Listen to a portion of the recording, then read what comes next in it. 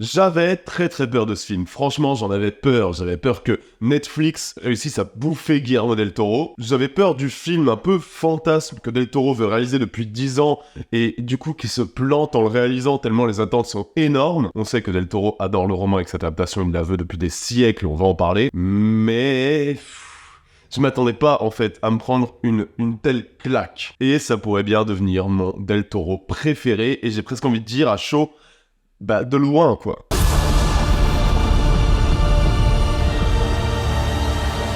Frankenstein de Guillermo del Toro. Alors, ce projet, del Toro, il le borde depuis des décennies, mais littéralement. En fait, dès 2007, il nous le disait, je cite, qu'il tuerait pour réaliser une version fidèle du film de Mary Shelley. Et il a eu des occasions, notamment quand Universal est venu le chercher et compter un peu sur lui pour réaliser Frankenstein dans le Dark Cinematic Universe qui a été complètement plombé par l'atroce La Momie, vous savez, la daube ignoble avec Tom Cruise. Donc on a tout annulé, le Frankenstein passe à la trappe. Bon, il y a eu 2013 où Del Toro a reparlé un petit peu de son projet d'adaptation qui portait et qu'il imaginait Benedict Cumberbatch dans le rôle principal, sauf que cette adaptation n'a jamais obtenu les fonds nécessaires. Et puis il y a eu 2023, après que Del Toro ait signé un contrat de plusieurs films avec Netflix et qui commence par réaliser le très beau Pinocchio qui gagnera l'Oscar du meilleur film d'animation et qui remettra Del Toro sur le devant de la scène. À partir de là, un Oscar, un triomphe critique, Netflix commence à avoir confiance et lui confie alors plus de 120 millions de dollars qui se voient à l'écran, croyez-moi, mais je vais en parler, pour réaliser son fantasme de cinéphile. Et croyez-moi,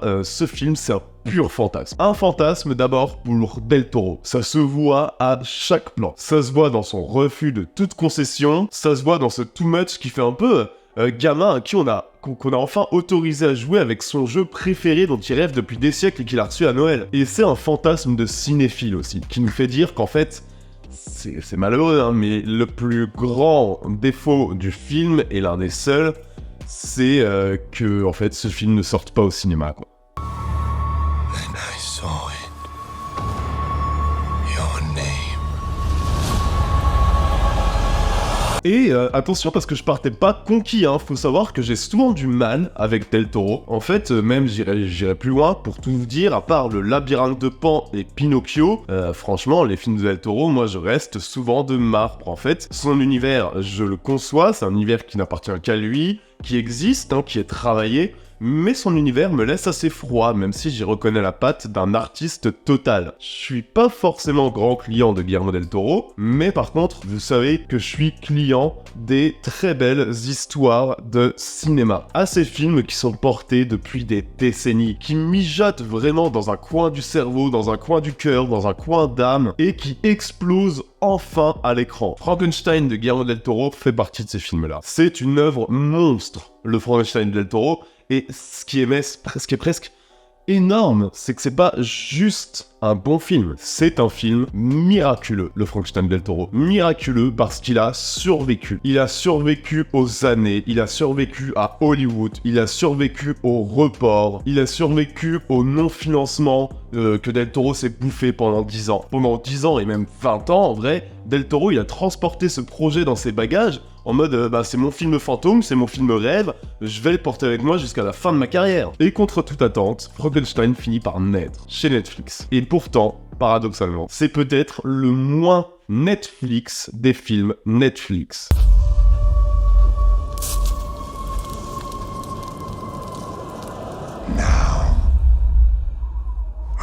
Bon, vous le savez, je l'ai pas précisé, mais c'est tout le temps le cas. Cette critique est garantie sans aucun spoiler, je vais rien vous spoiler, les images sont tirées de la bande-annonce et je vais pas m'attarder à fond sur le déroulé narratif vraiment détaillé du film. De toute façon, j'ai pas tant envie de vous raconter l'histoire de la créature de Frankenstein. Abomination défiant l'existence et les règles mêmes de Dieu, conte macabre d'une expérience scientifique monstrueuse où le créateur sera puni de son ego. Faut juste savoir qu'ici, on est sur une adaptation très littérale de l'œuvre. Et c'est pas pour me déplaire, tant moi, tout ce que j'aime dans Frankenstein est déjà dans le bouquin de Frankenstein. Et j'allais vous dire, je suis un peu vieux jeu là-dessus parce que pour moi, la meilleure façon de réaliser une adaptation de Frankenstein, c'est pas de le réadapter, c'est pas de le mettre à notre époque, c'est pas de le transformer en espèce de gros trip cyberpunk, c'est pas d'en faire une réinterprétation moderne et libre, c'est d'en faire une adaptation aussi romantique, gothique et puissante que l'écriture de Mary Shelley. À la limite, moi, Frankenstein, je sauve ce qu'en ont fait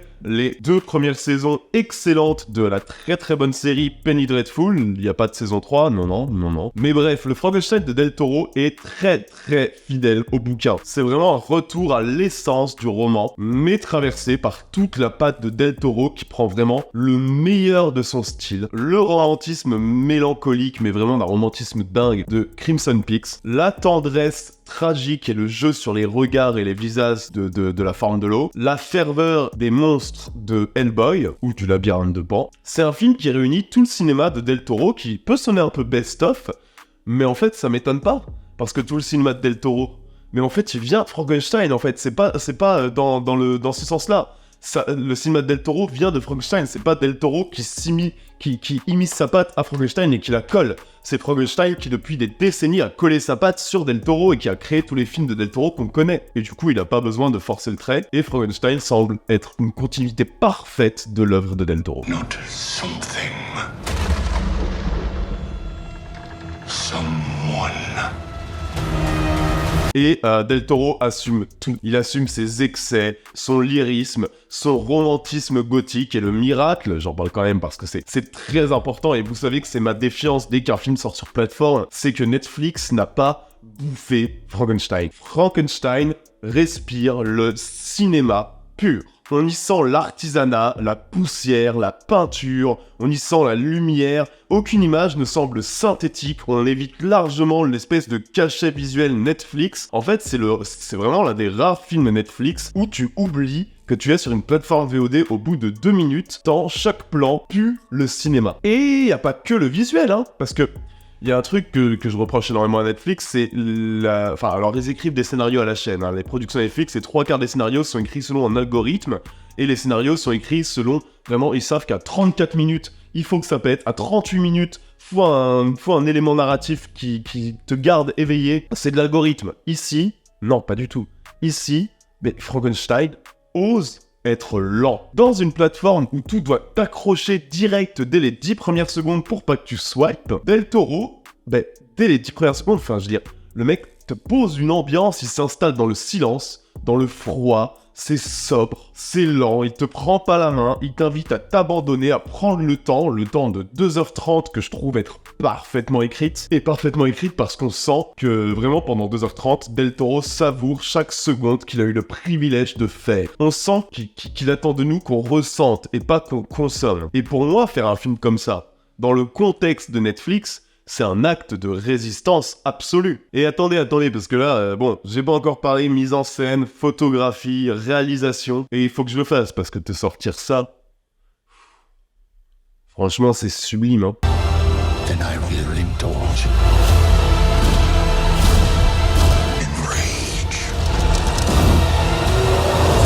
Le travail de lumière, les amis, le travail de lumière est hallucinant. Je commence par ça, parce que c'est vraiment le plus marqué. C'est ce qui dessine chaque image, des images qu'on dirait presque être faites et pensées en fonction de la source de lumière qu'il y aura dans le plan. Dan Lossen, qui est le chef opérateur fétiche de Del Toro, qui le suit depuis ses débuts, qui était aussi chef-op sur le très très beau de Nightmare Alley, qui est aussi un des films que Del Toro que j'ai le plus apprécié. Hein. Clairement, là, en termes de photo, il signe son chef-d'œuvre, hein, le garçon. Et on retrouve ce qu'on retrouvait beaucoup chez Del Toro, c'est-à-dire une photo hyper gothique et texturée, mais une photo qui n'est jamais gratuite ou décorative. Il y a un truc que Del Toro fait très souvent, par exemple, c'est-à-dire qu'il rend les sources de lumière visibles. Toujours une bougie, toujours une flamme, toujours un éclair. Del Toro, en fait, c'est un mec qui déteste l'éclairage invisible. Il veut qu'on sente la chaleur de la flamme, il veut qu'on voit la fumée dans le rayon de lumière, il veut donner un aspect très pratique et très concret à ses plans, et ça passe par le travail sur la lumière qui doit toujours être visible. C'est un des aspects qu'il a vraiment repris de l'expressionnisme. Et résultat, les ombres ne sont jamais totalement noires, les ombres sont vivantes, sont nuancées, totalement liées au propos du film, traversées toujours de reflets, de petites particules, des particules de poussière, des particules qui virevoltent, ça donne au film un cachet fou, et du coup tu te retrouves avec un clair-obscur clair-obscur baroque assez merveilleux. Et quand ce clair-obscur dessine les visages de Jacob Elordi ou de Oscar Isaac par exemple, voilà, vraiment, c'est du haut niveau quoi. Et le découpage les amis, mais le découpage de Frankenstein, parlons-en, c'est du grand cinéma à l'ancienne. Pas de plan séquence gadget, pas de montage frénétique pour capter ton attention, chaque plan est pensé pour durer juste le temps qu'il faut pour faire naître l'émotion. C'est d'une maîtrise dingue, Del Toro sait exactement quoi faire de son découpage, il sait quand faire durer le silence, faire durer les plans, il sait quand il faut s'attarder, quand il faut couper, là-dessus c'est... Enfin vraiment j'ai pas un défaut à balancer sur la réalisation en fait. Et puis bon bah voilà, cette direction artistique qui est complètement monstrueuse, sans mauvais jeu de mots, mais je veux dire, les décors sont construits grandeur nature, c'est des décors qui sont souvent à plusieurs étages, il y a un vrai jeu sur la verticalité, le manoir de Frankenstein par exemple c'est quelque chose, et Del Toro et son équipe ont tout pensé, enfin vraiment pensé tous les décors pour la caméra, des escaliers tournants, des couloirs étroits, des ouvertures de lumière calculées, c'est pas du décor d'exposition, c'est du décor dramatique, c'est du décor qui sert le drame et l'intrigue de ton film. Chaque élément, chaque accessoire, chaque source lumineuse sert la mise en scène en fait, ou créer des lignes, ou créer des cadres dans le cadre, des plans encadrant. En fait, chaque plan dit quelque chose, quoi. Dit quelque chose du docteur, incarné par le génial Oscar Isaac, et face à lui, la créature, qui est incarnée par Jacob Elordi. C'est aussi une petite merveille de composition, je trouve.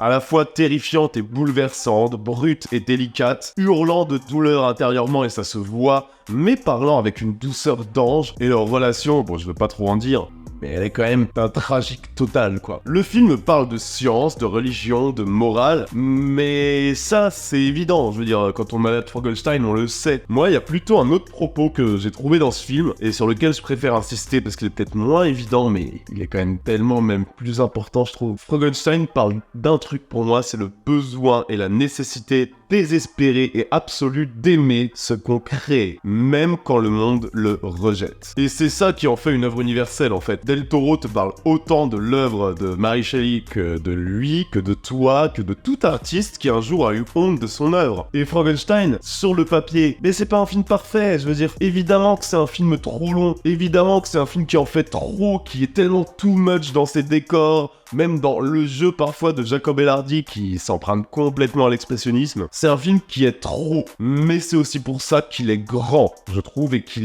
pour moi, il fallait qu'il soit trop. Parce que Del Toro, dans ce film, il a pas envie de doser, et c'est pour ça que j'aime ça, moi. Chaque décor, semble conçu pour t'écraser, chaque scène pour t'épouvoir à mort, il y a des excès, il y a des envolées baroques, il y a des dialogues qui flirtent avec le kitsch, mais tu sens que tout ça vient du cœur. Ça déborde, ça transpire, ça saigne, c'est une sincérité, mais c'est fou. C'est du cinéma sincère en fait, c'est un film d'amour total, un espèce de geste artistique sans barrière, et dans un monde où tout est calibré, principalement sur la plateforme dans laquelle sort Frankenstein, je trouve ça très important d'avoir un artiste qui te sent hurler à chaque plan, je m'en fous si c'est trop, je veux pas faire de concessions. I am close. Closer than ever before.